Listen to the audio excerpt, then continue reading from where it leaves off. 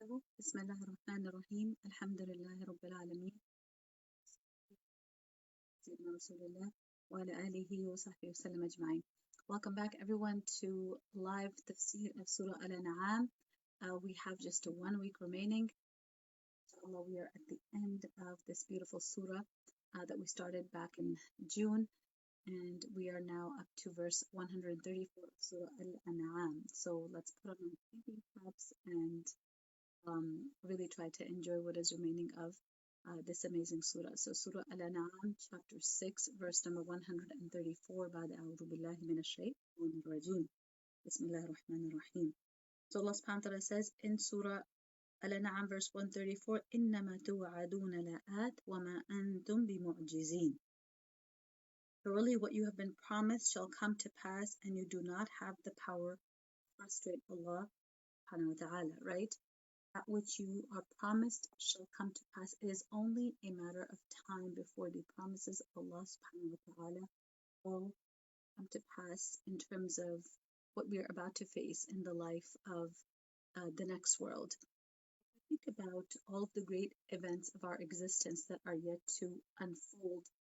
Think about what separates us from those great events, the great event of death, the angel of death coming to us, and that first night in the grave, the rising from the graves, experiencing all the happenings, all the events of the day of judgment, and entering our final destinations. And we hope for khair and for Jannah. That separates us from all of these promises of Allah subhanahu wa ta'ala. It is nothing else other than the element of time. It's simply a matter of time. Whatever time Allah has destined for these things to come to pass, they shall indeed happen. There is no doubt.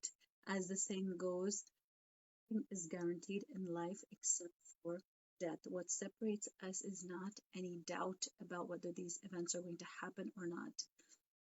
It is not a matter of if these things will happen. It is a matter of when happen, which means it is simply a matter of time. That is the only separator between us and the experiencing of that event. And this is what the verse is saying, right? If you look at the Arabic, إِنَّمَا تُوعَدُونَ لَآتٍ. Lam here is what we call lam at-tawqid. Tawqid meaning affirmation.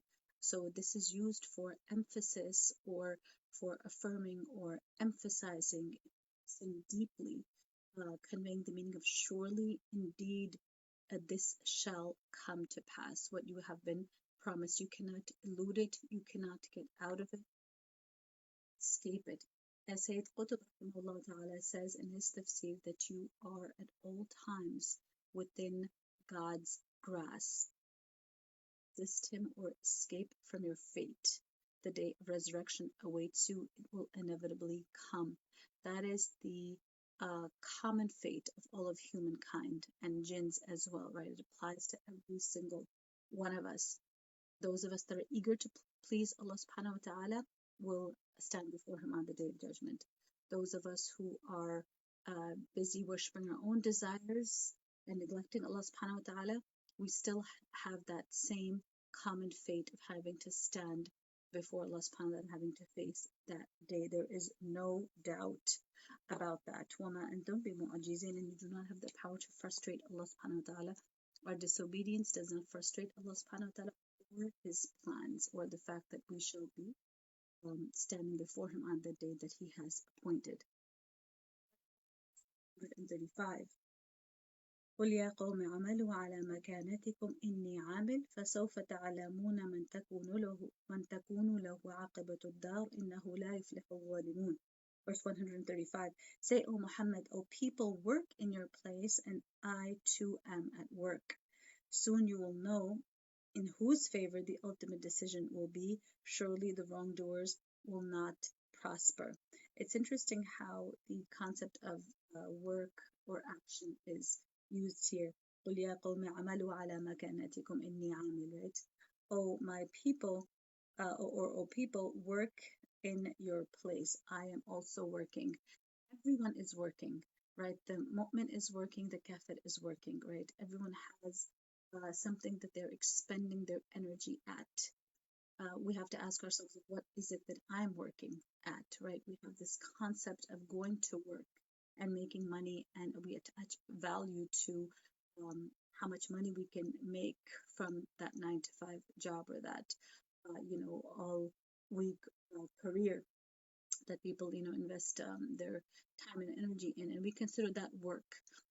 Generally, in our culture, if there is a monetary reward, a salary, a six-figure income, etc., attached to work, and of course that is necessary and important to sustain, obviously ourselves materially, which we all need, and especially heads of households, and others work for self-fulfillment, and all those are valid and acceptable within the Islamic framework. But sometimes what we neglect is, how is work defined in the Quran? What is the concept of work in the Quran, right? So, Sallallahu Alaihi Wasallam, he also used to work, right? But what kind of job did he have? What is he talking about?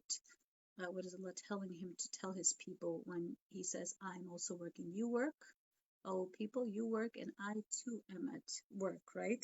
فَسَوْفَ تَعْلَمُونَ مَنْ تَكُونُ لَهُ عَاقِبَةُ الدَّارِ. Soon you will know in whose favor the ultimate decision will be, right? In whose favor will the ultimate decision be? That will be based on what kind of work we did in this life, right? So it's important to step back and assess if the work I'm doing, if the work that is taking up the majority of my time and attention, is that the kind of work that will ultimately bode in my favor, that will ultimately stand as evidence in my favor in the grand scheme of things, okay? So soon, the verse is telling us we are all going to become aware of this reality, right? And the unfailing rule, إِنَّهُ لَا يُفْلِحُ الظَّالِمُونَ, what the verse ends with, it indeed the ظالمون will not prosper. Those who commit zulm, those who wrong themselves, the wrongdoers, shall never be successful, regardless of how much fame and success and wealth they enjoy in this life. They shall not be successful long term, because the rule in Allah's universe is al-aqibatu lil-muttaqin, the end, the triumph at the end, the land, the earth at the end belongs to the muttaqin, to those who fear Allah subhanahu wa ta'ala. And it cannot be otherwise if you just consider the attributes of Allah subhanahu wa ta'ala, which are good and beautiful, all of them, right? And therefore He values all that is good and beautiful. He loves, He is just, and He loves the people of taqwa. He loves the people of justice, and therefore He will never let those who oppose this goodness and this righteousness and this justice, He will not let the zalimun triumph over these at the end, even if there are temporary setbacks in this life, right? Al-Ma'idah, Allah subhanahu wa ta'ala says, وَمَن يَتَوَلَّ اللَّهَ وَرَسُولَهُ وَالَّذِينَ آمَنُوا فَإِنَّ حِزْبَ اللَّهِ هُمُ الْغَالِبُونَ. And whoever is loyal to Allah and His Messenger and those who believe, then indeed it is the party of Allah, those are the triumphant. So we should not lose heart, when we look at the many setbacks that we are experiencing as a minority, as an ummah. But keep in mind that if the kind of work Allah has asked us to do, then inshallah al-aqibatu lil-muttaqin, that the end, the everlasting triumph is going to be for those who fear Allah subhanahu wa ta'ala. Why? Because Allah said so. This is His promise. This is Quranic. Al-aqibatu lil-muttaqin. The end is for the people of taqwa. Okay, let's look at verse 136. Verse 136. وَجَعَلُوا لِلَّهِ مِمَّا ذَرَأَ مِنَ الْحَرْثِ وَالْأَنْعَامِ نَصِيبًا فَقَالُوا هَذَا لِلَّهِ بِزَعْمِهِمْ وَهَذَا لِشُرَكَائِنَا فَمَا كَانَ لِشُرَكَائِهِمْ فَلَا يَصِلُ إِلَى اللَّهِ وَمَا كَانَ لِلَّهِ فَهُوَ يَصِلُ إِلَى شُرَكَائِهِمْ سَاءَ مَا يَحْكُمُونَ. Okay, so if you look at 136, they assign to Allah a portion out of the produce and cattle that He has created, saying out of their fancy, this is for Allah, so they deem, and this is for the associates of Allah whom we have contrived. Then the portion assigned to the beings whom they have set up as associates of Allah does not reach Allah, but the portion assigned to Allah reaches the beings they set up as associates of Allah. How evil are their judgments. Here in verse 136, have the word al-an'am, which is the name of the surah, is actually mentioned right here, al-an'am, right, the cattle. And so, as you know, it was part of Jahili superstition that they designated a portion of their cattle, a portion of their crops to Allah subhanahu wa ta'ala, as well as to those they associated with Allah subhanahu wa ta'ala, their other gods and idols. So this was part of the Jahili superstition that pervaded the religious thought of pre-Islamic Arabia. Now, in the surah previously, Allah subhanahu wa ta'ala has pointed out the other false beliefs that the mushrikeen had. If you remember, the mushrikeen rejected the concept of resurrection. They did not believe in an akhirah, which is very strange because they did believe in Allah. However, they did not believe in an afterlife. They rejected the concept of an akhirah. They rejected the concept of resurrection and recompense. Now, this verse is telling us about more of their false beliefs, the unauthorized practice of designating certain cattle and certain produce. By produce, we mean harvest, or whatever they were harvesting in terms of food and crops. They would designate a portion of both to Allah subhanahu wa ta'ala as well as to other than Allah subhanahu wa ta'ala. They totally arbitrarily came up with this designation, a designated portion from their harvesting cattle for Allah, by which they wanted to come closer to Allah subhanahu wa ta'ala. Remember, they always acknowledged Allah as Rabb. They believed in His Rububiyyah, that He was the Rabb, He was the Lord of the heavens and the earth. Believed in His Lordship, but then they did not follow that up with the logical consequence of Lordship, is then singularity in worship of Lord. They were not singular in worship of Him alone. They took others as gods along with Allah subhanahu wa ta'ala. And so what they did in worship of these other gods is that they also made offerings to them, right? And they had a justification for doing this. Remember, there's a way to justify everything. This is one of the gems from the surah. There is a way to justify everything, even shirk.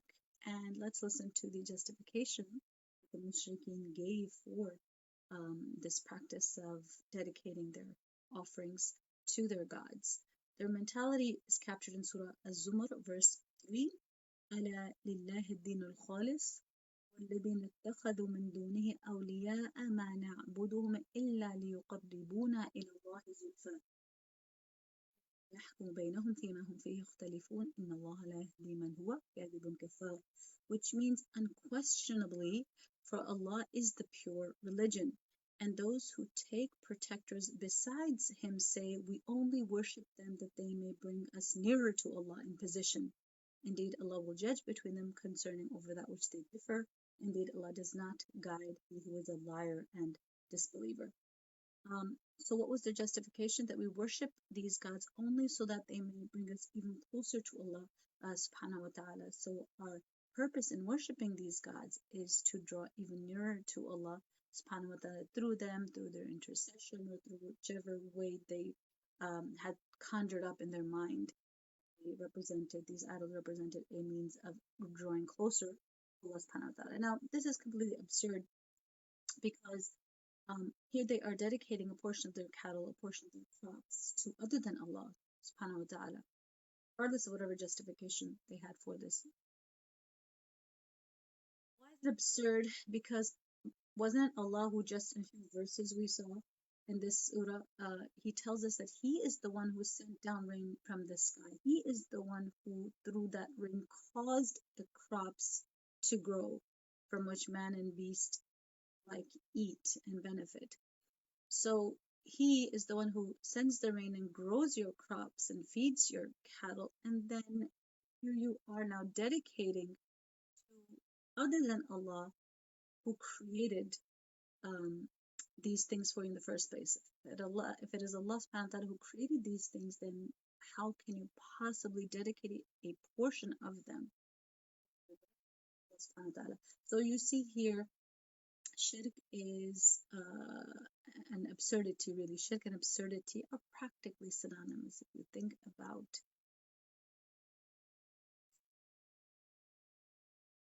Allah is the one who is sending rain and growing those crops and feeding them, their animals. then how does it make sense to dedicate a part of those blessings to other than him, right? So what in fact was going on, because obviously the idols were eating these what was happening is that those crops and cattle ended up with the custodians of those deities and of those idols. So whoever the custodians, those who were in charge of those idols, they were actually materially benefiting from this shirk, right? So obviously those are part of that group that would not want monotheism or tawheed to replace the system where they had great material benefit. Okay, let's look at verse 137. وكذلك زين لكثير من المشركين قتل أولادهم شركاؤهم ليردوهم وليلبسوا عليهم دينهم ولو شاء الله ما فعلوا فذرهم وما يفترون. Okay, this is verse 137. And likewise, the beings supposed to have a share in Allah's divinity have made the killing of their offspring seem lawful to many of those who associate others with Allah and His divinity, so that they may ruin them and confound them regarding their faith. If Allah had so willed, they would not have done that. Leave them alone to persist in their vocation. Okay, now before we go into some of the explanation of verse 137, let's take a step back and think about when most of the detailed acts of worship, the details regarding legislation, halal and haram, when was the majority of that sent forward, right? When was the majority of that established? Well, most of the detailed Islamic rulings concerning acts of worship like fasting, like zakah, like hajj, revealed in Medina, not in Mecca. Okay, fasting and zakah become legislated in Medina after the Hijrah, in the second year of the Hijrah. Legislated and made mandatory in the 9th year of the Hijrah, right? Very end, almost the very end of the life of the Rasul, sallallahu alaihi wasallam. So these things were actually made mandatory, not in Mecca. And remember, Al-An'am is a Makki surah. They were made, most of the acts of worship, the fard acts, the fasting, the hajj, the zakah, are made obligatory in Medina, where there is an Islamic setup, where there is an Islamic setup that will allow and facilitate the implementation of these acts of worship in a systematic way. In Mecca, we did not have such focus of details about various acts of worship there, because there was no establishment. The establishment was that of kufr and shirk. The mushrikeen ruled Mecca. So the focus in Mecca among the Muslims in Revelation was on Iman building. It was on building one's faith, on building one's Iman, on building one's connection with Allah subhanahu wa ta'ala. So how does this apply to us? The most effective way of getting ourselves to practically practice Islam, foundations of our Iman, which we can do through things like a Tafsir class, things like contemplation, things like good company, things like good Islamic literature, whatever works for you in building your Iman. It's different for everyone, but if we are finding it difficult to implement Islam practically in our lives, to follow it practically in our lives, it means the foundations have not been watered, right? The foundations have not been established. The Iman building is lacking, and therefore the practical application is difficult. So we should work in order, right? Doesn't mean that you are not obligated to pray and fast and do what is mandatory. It means that there has to be a simultaneous process of Iman building, okay? And so we all have to identify that process. Whatever works for me is what I have to do in order to build that Iman, which makes practical obedience to Allah possible, in a happy, joyful way. And, it may not always be a happy, joyful situation. What needs to be done needs to be done, right? So, having said that most of the acts of worship were revealed in Medina, the fact that Al-An'am, being a Makki surah, is still pointing to a piece of legislation, right? It's talking about how it is unlawful to dedicate um, crops and cattle to other than Allah subhanahu wa ta'ala, that this is not permissible. It shows that actually this is closely related to matters of Iman. Doing something like this, it's a point of legislation. It's not a detail about an act of worship, but it is pointing out an unlawful act that, from the mushrikeen's perspective, was an act of worship. This act of worship that you think is getting closer to Allah subhanahu wa ta'ala, in fact, is null and void in the sight of Allah subhanahu wa ta'ala. This is something that negates, and if any Muslim were to engage in it, of course, in any way whatsoever, simply cannot make something that is haram halal. You cannot make something that is halal haram out of your own accord. You cannot come up with ways of getting closer to Allah. Oh, let me make these offerings to these idols, and that will be a means of me getting closer to Allah. We cannot come up with acts of worship as how He wants to be worshipped. This is not a matter that is left to the human mind. And we're going to develop this further in the next verse or so. But here, this verse that we're going to wrap up now, that we just talked about, actually allude to the economic and social setup that was there in Jahili times with regards to their harvest, with regards to their crop and their livestock, and even their children. And here I wanted to share, I reference Sayyid Qutb. This is actually one of the tafsirs that I use. Sayyid Qutb rahimahullah ta'ala fi Zilal al-Quran. It's an excellent tafsir. And I want to share with you what he says about this in the next couple verses to really bring clarity to what is going on in this shirky society of Makkah at this time. So here, with regards to this verse, we are on 137, which mentions that they used to kill their children even as offerings, right? So take a listen here. They willingly kill their children, having been induced to do so by their partners. The partners in this case are the priests and lawmakers who initiate traditions which acquire a force of their own, relying on social pressure and ancient legends with their religious overtones. Such killing of children claimed the lives of their daughters in the first place for fear of poverty and shame. Occasionally it claimed the life of a son, particularly when the slaughter of a son was made in the form of a religious offering. An example of this was the pledge made by Abdul Muttalib, the Prophet's grandfather, وسلم, referring to the Prophet, of course, that should God give him 10 sons to protect him, he would slay, kill one of them as an offering to the gods.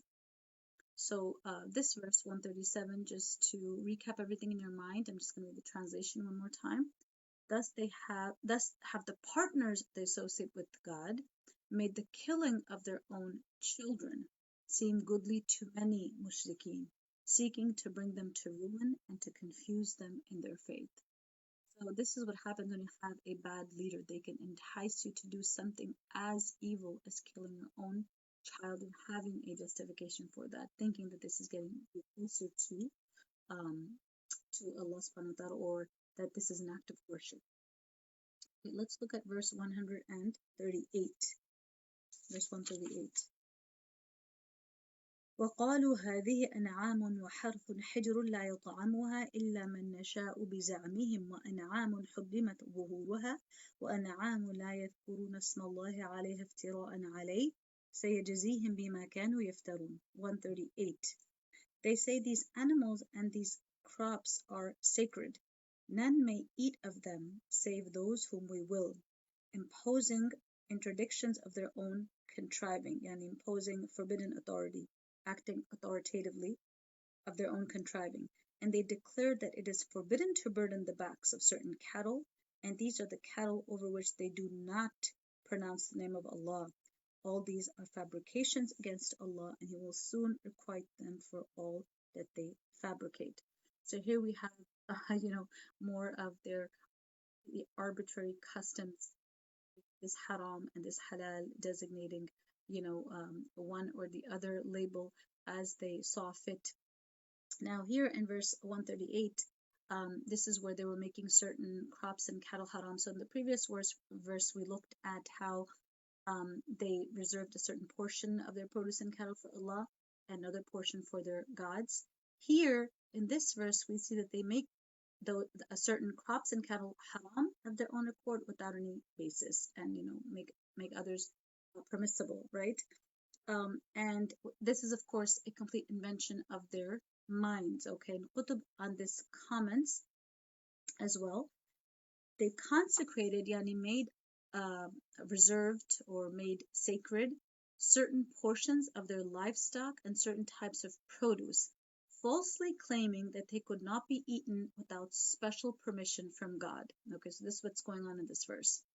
They also made certain animals unlawful to ride. So remember we just mentioned that in this verse, which is translated as, and they declared that it is forbidden to burden the backs of certain cattle. Okay, so what this means is that they made certain animals unlawful to ride, that you could not ride on them, and prohibited that God's name be mentioned over them at the time of slaughter or riding, right? SubhanAllah. They legislated that Allah's name not to be mentioned, right? Prohibited that God's name be mentioned over them at the time of slaughter or riding. They also prohibited such animals from being ridden at pilgrimage time, because pilgrimage involved glorifying God and you could not mention God's name, and so you could not ride these animals in the Hajj season, right? They further claim that all these restrictions have been ordered by God Himself. This is probably the worst aspect of their fabrication, is that they then said that this was ordered by God Himself. To recap the translation, they say such cattle and crops are forbidden. None may eat of them except those we allow. So they falsely claim. Other cattle they declare to be forbidden to burden their backs, and forbidden to ride them. And there are cattle over which they do not pronounce God's name, inventing in all this a lie against Him, a lie against Allah subhanahu wa ta'ala. So we're not going to go into too much detail. You can look up these verses and read more explanations on your own. It is just to give you a taste of the completely arbitrary nature, the baseless claims, the arbitrary designations of halal and haram, what is prohibited, what is permissible, what you pronounce Allah's name, what you don't, driving of their own minds. And it continues in verse 139. Verse 139, وَقَالُوا مَا فِي بُطُونِ هَذِهِ الْأَنْعَامِ خَالِصَةٌ لِذُكُورِنَا وَمُحَرَّمٌ عَلَى أَزْوَاجِنَا وَإِنْ يَكُنْ مَيْتَةً فَهُمْ فِيهِ شُرَكَاء سَيَجْزِيهِمْ وَصْفَهُمْ إِنَّهُ Hakimun Alim. Okay, what did they further do or say? In verse 139, they say what is within the bellies of such and such cattle is exclusively for our males, and it is forbidden to our females. But if it be born dead, they all may share in it. He will soon requite them for all that they falsely attribute to Allah. He is all wise, all knowing. Talk about gender discrimination here. Let's look at what Qutb says on this point. For verse 139, he says, they also consecrated or dedicated what was in the bellies of their cattle to their men, prohibiting them to their women. However, if it happened to be dead, a stillbirth, they would allow both males and females to partake of it. They attributed such absurdities to God. And again, what did they say, which we just saw? That which is in the wombs of these cattle is reserved to our males and forbidden to our women. But if it be stillborn, they all partake of it. He will requite them for all their false assertions. He is all wise, all knowing. Such were the concepts and traditions which characterized Arabian society in ignorant pre-Islamic days. This long passage, occurring in a Meccan surah, seeks to put an end to them and to purge people's hearts and souls of their effects. So I wanted to share some of that directly from the Tafsir, because I thought it was very clarifying. In the concept of forbidding what Allah has allowed, is called out here, right? And that it leads to laws, and we're going to see that um, in the rest of our discussion. And how does this apply to us? We always want to apply the Quran to our own lives. How do we practically apply the verses and their meanings to our lives? Well, it's talking about making halal things haram, right? That is the discussion. What happens when we do that? What happens if we were to do that today? It ends up upsetting the balance of deen, which is divinely ordained. And the balance of halal and haram is divinely designated according to Allah's wisdom. So anytime we declare haram what is in fact halal, it changes the deen. It upsets that balance. And what it winds up doing is creating difficulty for the people so that they begin to find it impossible to live by deen, right?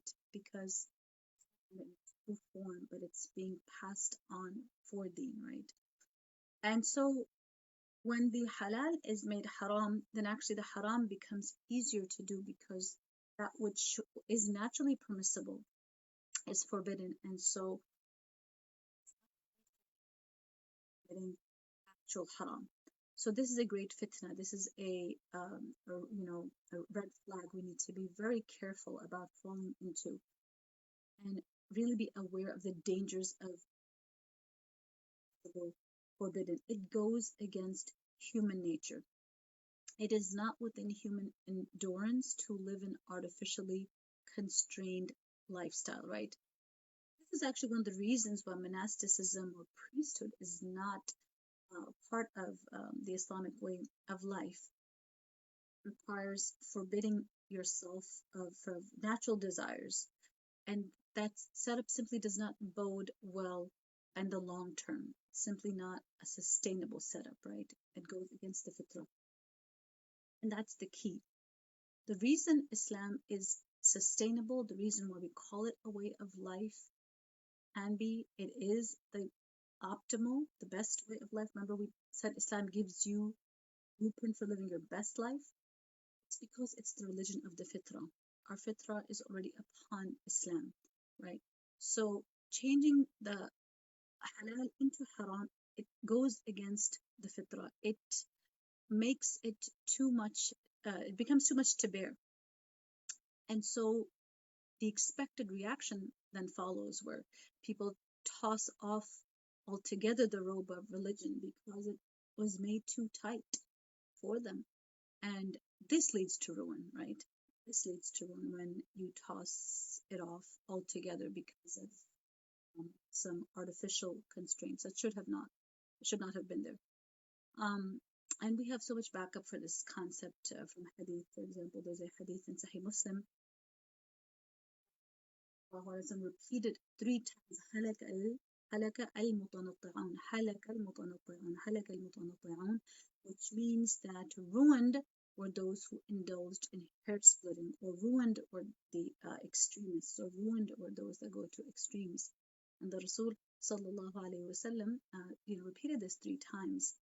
So going to extremes means you indulge in behavior where halal is made haram, where that balance is upset, where the original legislation is played with. It's made harder than it has to be. Okay, so extremes are generally at 2 poles, right? Either it's one becomes too loose, everything is halal, there is no haram, or at the other extreme where even the halal is not treated as such, but it becomes associated with guilt, and what is promoted is that shunning the halal is better, right? So it can take on various forms.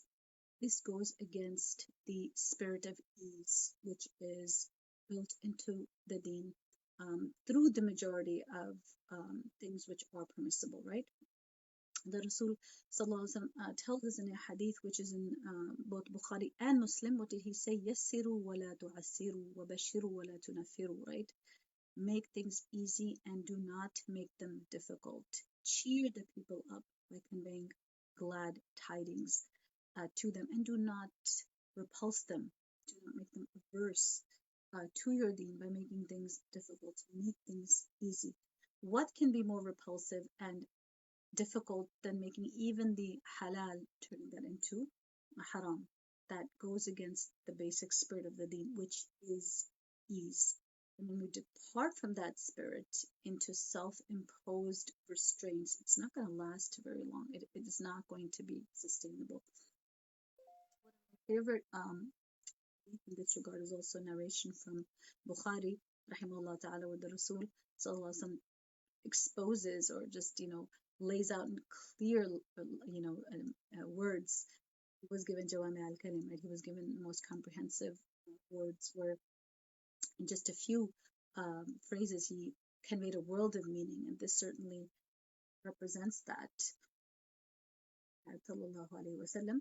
And here he talks about, then what does he say? Inna deena yusrun, right? That indeed the deen is easy.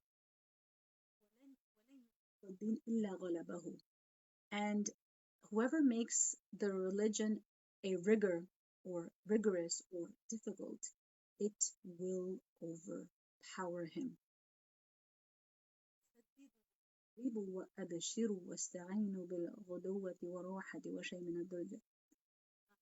So follow an optimal course in worship.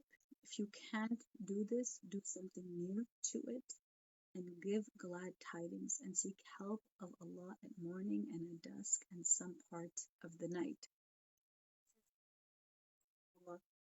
This hadith, you can really have a whole lecture on just this hadith. It is so comprehensive. It is such incredibly useful and practical advice.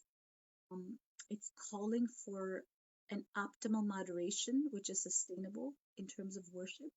Don't worship so much that you would begin to hate it.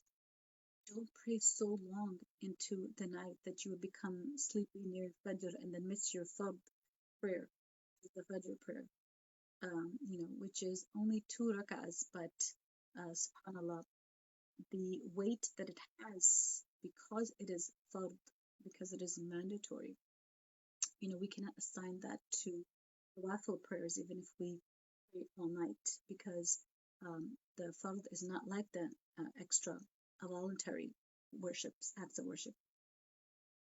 Hadith mentions very interestingly those times that are best suited for traveling, right? It mentions the morning, it mentions the evening, it mentions a part of the night, and especially if you come from a hot desert climate, using those times to travel will maximize the distance that you cover, and it will maximize the ease for the traveler, right? Because daytime it's so incredibly hot and sunny that it makes it very difficult if the bulk of your travel in a hot desert climate is done during the day, right? So what happens if you take advantage of the times mentioned, let's say if they were for travel, this would facilitate the journey, maximize the distance that is covered, and you would continue to make steady progress on your journey by using these times to your advantage, right? So it's the same thing when you think about worship, right? The daytime we are very busy. In the daytime it is very difficult to really have focus to worship. So Allah has designated a time for Fajr in the morning and a time for Maghrib and Isha at night. And then there is Tahajjud or Qiyamul Layl, which is something that beautifies the nights of a worshipper, right? So those are times that are more optimal for connection. Right? Remember we talked about this previously, that yes, there are times you can do A, B, or C, but then there's an optimal time to do A, which is not optimal for B, and there's an optimal time for C, which may not be optimally executed in other than that time. So execution and results are optimized when the timing is just right. How you can really maximize your progress, right? So the Rasul ﷺ is telling us the religion of Islam is easy. It is yusr, right? Literally, that is, what he's saying. Inna deena yusr, right? Indeed, the deen is easy, and whoever makes the deen rigorous, Power him. So follow an optimal course in ibadah. If you can't do this, then do something near to it. Give glad tidings and seek help of Allah at morning and at dusk and at some part of the night. You know, keep things easy for yourself. Do things in a manageable, sustainable way, which does not become a burden, which does not become hateful to you.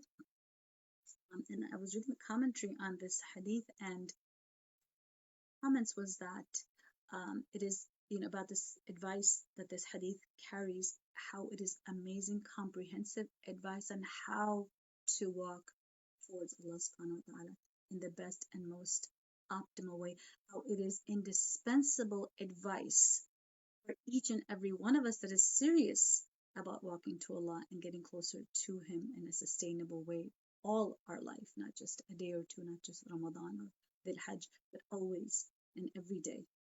It is that advice which you cannot do without, and it is that advice which makes you independent of needing any other advice when it comes to worship and when it comes to how you want to nurture your relationship with subhanahu wa ta'ala.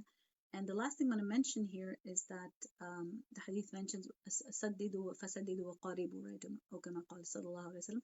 What does that mean? It means be as correct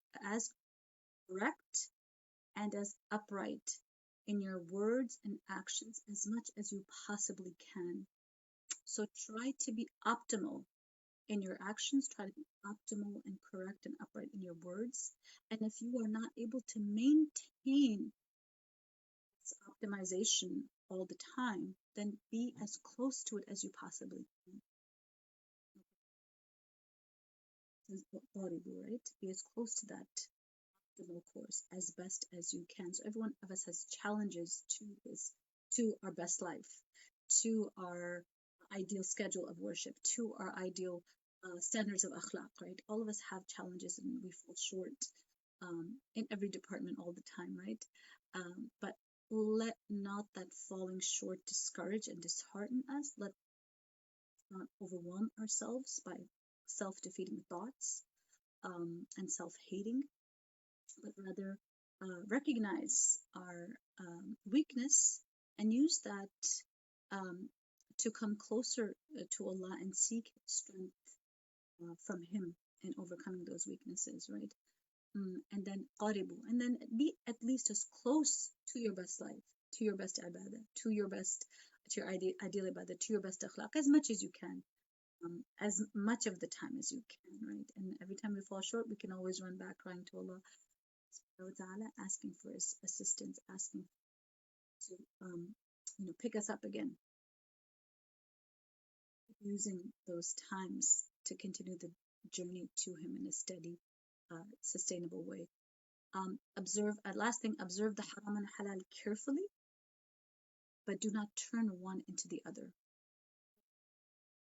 And do not make the halal haram. Keep things simple and easy while doing the best that you can, sustain without overwhelming yourself. Okay, that's great advice that we get from the hadith, right? Okay, let's look at verse 140. Verse 140. خسر الذين قتلوا أولادهم سفها بغير علم وحرموا ما رزقهم الله افتراء على الله قد ضلوا وما كانوا مهتدين. Verse 140. Those who slew, killed their children out of folly and ignorance, and forbade the sustenance that Allah has provided them, falsely ascribing that to Allah, are utter losers. They have gone astray and are certainly not among those guided to the right way. So now the verse is talking about those who killed their own children and how they sustained or incurred loss because of this, killing, which had absolutely no basis, no divine sanction. And they forbade upon themselves that Allah had granted them. What happened to them is that they went astray and they were not among those that were guided. You cannot be guided if your actions are not guided, right? How do you become guided? By following guidance. Right? How do you become among the muhtadeen? By following the hidayah. The muhtadeen are those that are guided because they follow the guidance. They choose to follow the guidance practically, right? They make that empowering choice to have guidance in their lives and to follow it. So it's nothing, nothing happens without effort and conscious decision making. Okay, when you subject yourself to other than Allah subhanahu wa ta'ala, when you reject his guidance and follow arbitrary customs that are not based on divine wisdom, you lose your dignity in the process. Okay, this is one of the gems of this surah. Subject yourself to your own mind, then you are subjecting yourself to your own arbitrary customs or to those of your society that other people come up with. Whenever you subject yourself and your actions and your lifestyle to other than God, to other than Allah subhanahu wa ta'ala,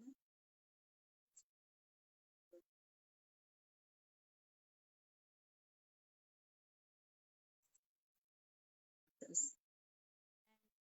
Further, you deprive yourself unnecessarily of what Allah has granted you of His generosity. Did Allah ask them to kill the children He had granted them? Did Allah ask them to give up a portion of the rizq to these idols, right? So they were, because of their shirk, because of their rejection of Allah's guidance, because of their following that which had no divine basis, they were handing out, giving out, depriving themselves of their God-given blessings, including their rizq, their produce, their cattle, and even their children that they would kill for the sake of pleasing these gods, right? How tragic to give up for the sake of those who cannot benefit you or harm you. And in the process, they were distancing themselves from the most generous, loving Lord who continued to provide for them in spite of their shirk. This behavior, this baseless behavior, is not without loss. They have incurred ultimate loss by going astray and depriving themselves of guidance. And this is something that we have to apply to ourselves as well. Every time we reject Allah and replace His guidance with something else, whether it is our own understanding and our own great thinking, or what society and the times tell us, we're subjecting ourselves to possible loss of guidance, right? In fact, that's how can the result be anything other than losing guidance when you're rejecting Allah's dictates, right? And it may bring other losses as well. So this is something to contemplate and apply in our own lives in a really conscious way. What do I opt for? What kind of deal am I making when I'm giving up Allah's guidance and His words and His commands and replacing that with something else? The implication is I think that something else, whatever it is better than what Allah has revealed. How different does that make us from the mentality of the mushrikeen? Right? Something to think about. Okay, let's look at verse 141. وهو الذي أنشأ جنات معروشات وغير معروشات والنخل وزرع مختلفا أكله والزيتون والرمان متشابها وغير متشابه كلوا من ثمره إذا أثمر وآتوا حقه يوم حصاده ولا تسرفوا إنه لا يحب المسرفين. Verse 141. It is He who has brought into being gardens, the cultivated and the uncultivated, yani those growing wildly, and the palm trees and crops all varying in taste, and the olive and pomegranates all resembling one another and yet so different. Eat of their fruits when they come to fruition, and pay his due on the day of harvesting, and do not exceed the proper limits, for he does not love those who exceed the proper limits. SubhanAllah, this is such a beautiful verse. Imagine person A gives you a gift, but instead of only thanking person A, person B, who person A has condemned because of their falsehood, and you start thanking person B. Like, it's in any universe, So here, attention is being drawn to the real creator of all of our blessings. And these blessings that the mushrikeen were also enjoying. How is it that you enjoy blessings that are only from Allah, only created by Him and come from Him? But then you give those blessings, you give that cattle, you give that crop, you kill your child, dedicated to other than Allah subhanahu wa ta'ala, who have no share in the creation of any of these blessings that you have, right? Here gardens are mentioned, ma'rushat wa ghayra ma'rushat, the cultivated gardens and those that are not cultivated, those that just grow wildly. Date palm is mentioned, and we kind of talked about this earlier. Here, fields are mentioned that bear all kinds of different produce, the olive tree, the pomegranate, all resembling one another yet so different. And we talked about how many different kinds of dates there are, and how fruits, even though they are may be called pomegranates or apples or pears, how many varieties we have within each type of fruit. SubhanAllah, Allah mentions the fruits of paradise in other places in the Quran, like you have the mention of bananas being in paradise and pomegranates being in paradise, right? But of course, we know nothing in Jannah is like anything in this world, because it is beyond what we can imagine or have experienced, right? So there's nothing common between the fruits of this world and then except their names. We cannot imagine their colors, subhanAllah. We cannot fathom their taste. Their sweet fragrance will just take our breath away. Those are the moments to live for. Like, how can you miss out on the fruits of Jannah? Those moments are worth living a life of righteousness for. Like, can you imagine missing out on the fruits of paradise? This is a what I call a worthy tangent, so I'm just going to go into it because I think it's a worthy tangent. It reminds me of the saying that life is not measured by the number of breaths we take, but by the moments that take our breath away. The value of our whole life in this world can be measured by these precious moments that are referred to in this saying, this quote that I just quoted, right? How many moments do you have that you can remember in your life that have taken your breath away, right? A moment that you had enjoyed incredible success in your personal life, any personal moment of victory or triumph, a moment where you discovered true love or loyalty, the birth of a child, a success professionally in our professional lives. All these moments, make all the struggle and all the sacrifice worth it, for these moments of bliss, right, that we experience in this world, which are far and few in the life of this world. But think of paradise, and everything in it is not just a few breathtaking moments, it is a breathtaking eternity. SubhanAllah. Out is not an option. From its fruits and fountains to its palaces and profits, paradise is something you cannot afford to miss.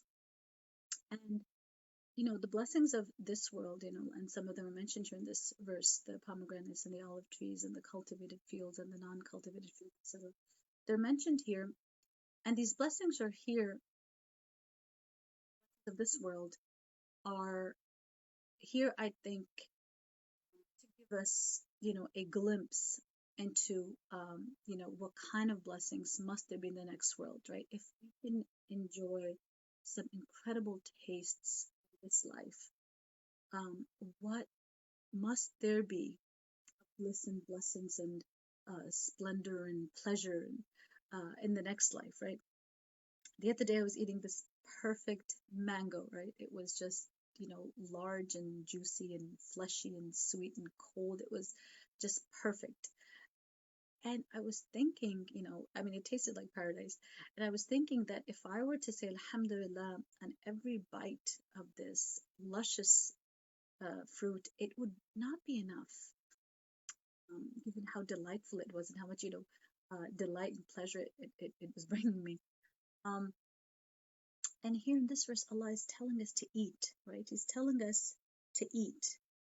If you look at the verse, go back to this verse. We are, by the way, on verse 141.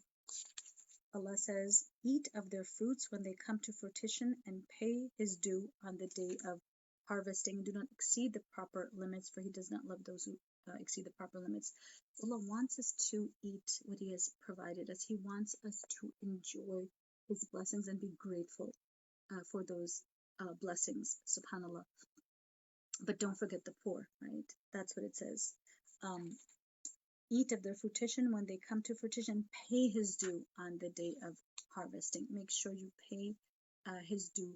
Um, do not forget, or yes, we are unable to fully thank Allah subhanahu wa ta'ala, but feeding others is their haqq. Feeding others of what we have is their right upon us, and it is at least an effort in beginning to express our thanks and gratitude to Allah subhanahu wa ta'ala. Lots of times we find the Quran command to feed people, and we already discussed how it's an expiation for, breaking an oath. Part of that is to feed others. So others benefit, of course, by this act of worship. They're nourished, the food that we provide them. But actually, the one giving the food stands also to benefit greatly, because of the life that act of feeding and the act of caring for others, the kind of effect it has in giving life to your own heart, in nurturing your own heart, cannot be overestimated, cannot be overemphasized, right? Every time we take care of someone else's hunger, time we commit an act of care and love and tenderness to someone else, yes, they benefit from that materially or emotionally, but we benefit from it spiritually. We, by nurturing them physically, are actually nurturing our hearts spiritually. It keeps our hearts soft and alive. When we don't forget the poor, when we are kind in our actions, right? It keeps our humanity alive. As the saying goes, humankind, be both, be human and be kind. To be human is to be kind, and to be kind is to be human. So Allah subhanahu wa ta'ala, through his commands, like the one that's given here, right? Eat, right? So that should make us grateful. And give the haqq that is due, right? Don't forget the others that have a haqq, that have a right on in your blessings, right?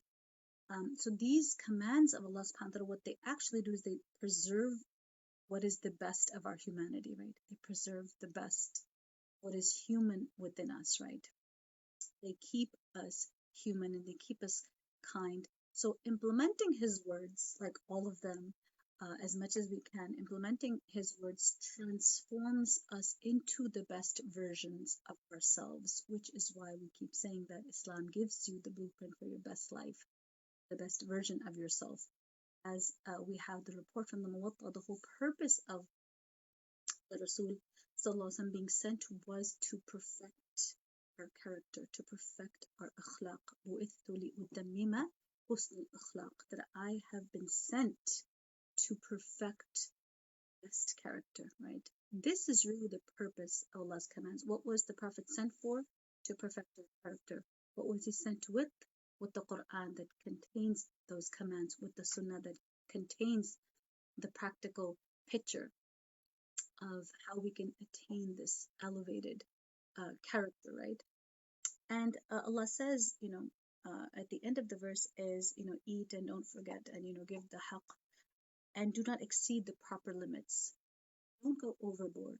Don't transgress. Don't be extravagant. For Allah does not love the extravagant ones, right? Because extravagance is waste. And there is waste, something that others could have benefited from. You had a surplus of. If you wasted, then you deprived others of their right, potentially, right? So do not surpass the bounds, do not transgress or become greedy or extravagant, because that is not in line with what Allah subhanahu wa ta'ala loves. He has clarified in the Quran all what he loves, right? He has made obedience through his commands the way to elevate our akhlaq in this life and to ascend to the highest ranks of paradise in the next life. And I wanted to mention a hadith from this Tirmidhi, which is considered a sahih, an authentic hadith, where the Rasul said, "ما من شيء في الميزان أثقل من حسن الخلق." The heaviest thing which will be put on the believer's scale on the day of judgment, will be good morals. Okay, the husn heaviest thing, the good character, good morals, good manners is the heaviest thing. on the balance with Allah subhanahu wa ta'ala. And this is the purpose of all the instructions and guidelines and commands we have been given in the Quran and the Sunnah. I just want to quickly finish up the next few verses, inshallah, just to keep on track for finishing by next week. So just bear with me, inshallah, if you don't mind, just a few more verses. وَمِنَ الْأَنْعَامِ حَمُولَةً وَفَرْشًا كُلُوا مِمَّا رَزَقَكُمُ اللَّهُ وَلَا تَتَّبِعُوا خُطُوَاتِ الشَّيْطَانِ إِنَّهُ لَكُمْ عَدُوٌّ مُبِينٌ. Verse 142. And of the cattle he has made some for burden, and some whose flesh you eat, and whose skins and hair you use to spread on the ground. Eat of the sustenance that Allah has provided you, and do not follow in the footsteps of Shaitan, for surely he is your open enemy. So here is continued mention of Allah's blessings of the cattle, some of which we use for the purpose of work, some of which were used for the purpose of food. And again, the command to eat is given. Allah wants us to eat and enjoy His blessings. Remember, the purpose of haram and halal is not to make our life restricted and not to make things not fun for us, but it is to guide us to the best things to enjoy in this life, and also to test us in our obedience and our loyalty to Allah subhanahu wa ta'ala, and to lead us to an everlasting life of fun and bliss with Allah subhanahu wa ta'ala in the akhirah. And the mention of shaitan here, وَلَا تَتَّبِعُوا خُطُوَاتِ الشَّيْطَانِ إِنَّهُ لَكُمْ عَدُوٌّ مُبِينٌ. To get there, to get to that life, don't be duped by shaitan, that enemy who promises temporary pleasure in exchange for permanent pain, right? Do not be duped. That is not a bargain that any sensible person would make. And to conclude the next two verses, we're going to look at them together because they are related.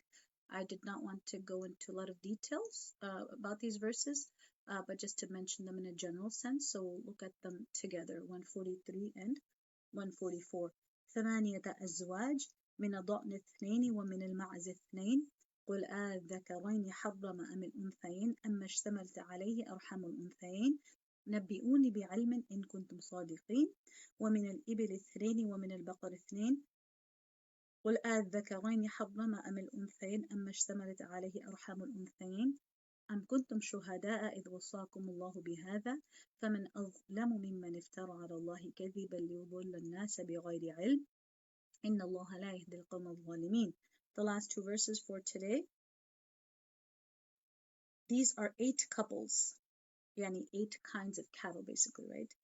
2 of sheep, 2 of goats. Now ask them, is it either the 2 males that Allah has forbidden or the 2 females, or what the wombs of the 2 females may contain? Tell me about this on the basis of sure knowledge if you speak the truth. And likewise of camels there are 2, and of oxen there are 2. Ask them, is it either the 2 males that he has forbidden, or the 2 females, or that which the wombs of the 2 females may contain? Or were you present when Allah enjoined this commandment on you? Who then would be more unjust than he who fabricates a lie against Allah, that he may lead people astray without knowledge? Surely Allah never guides such a wrongdoing folk. Okay, so the last 2 verses, again, not to go into too much detail, but one of the ways that the absurdity of their arbitrary claims about this is haram and this is halal and etc. etc. The absurdity of their claims is exposed by the question that Allah asks here, that were you witnesses when Allah decreed the things that you are claiming? Like, were you there when Allah made these haram? So Qutb rahimahullah ta'ala, he writes, fact is that there is no prohibition without a clear order by God. He alone has the authority to prohibit anything. Clear evidence must be given in support of any prohibition. So the only thing that I want to extract from these verses is a very important legislative or fiqhi principle, and that just sounds complicated, but all I'm trying to say is that everything is permissible until an evidence from the Quran and Sunnah proves that it is prohibited. That is the basic general ruling. The default in things is halal, permissibility. By default, all things are considered permissible, halal, unless and until evidence from the Quran and Sunnah that you have a full right to ask up for that then establishes its prohibition. Okay, and we have this in Surah Al-Baqarah, right? Verse 29, هو الذي خلق لكم ما في الأرض جميعا.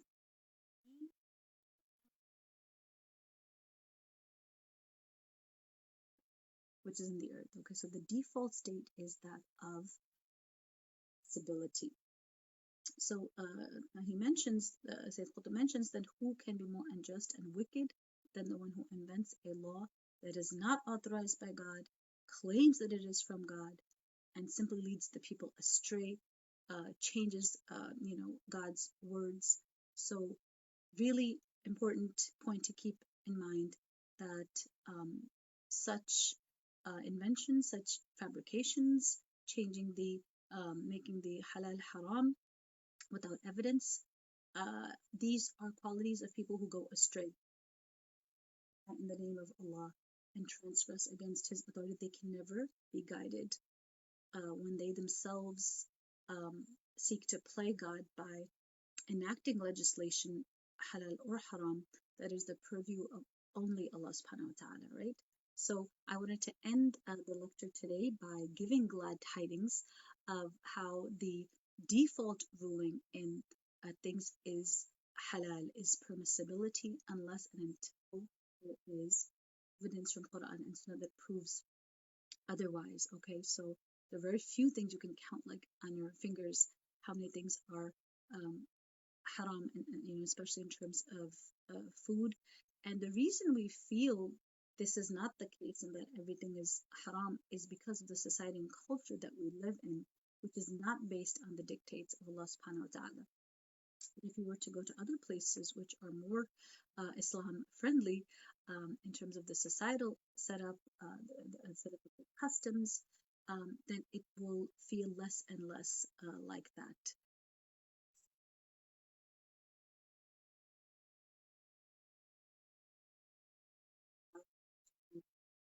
Be grateful for His many blessings and use our blessings to manage any difficulties or challenges that may come our way. سبحانك اللهم بحمدك لا إله إلا أنت نستغفرك ونتوب إليك. السلام عليكم ورحمة الله وبركاته.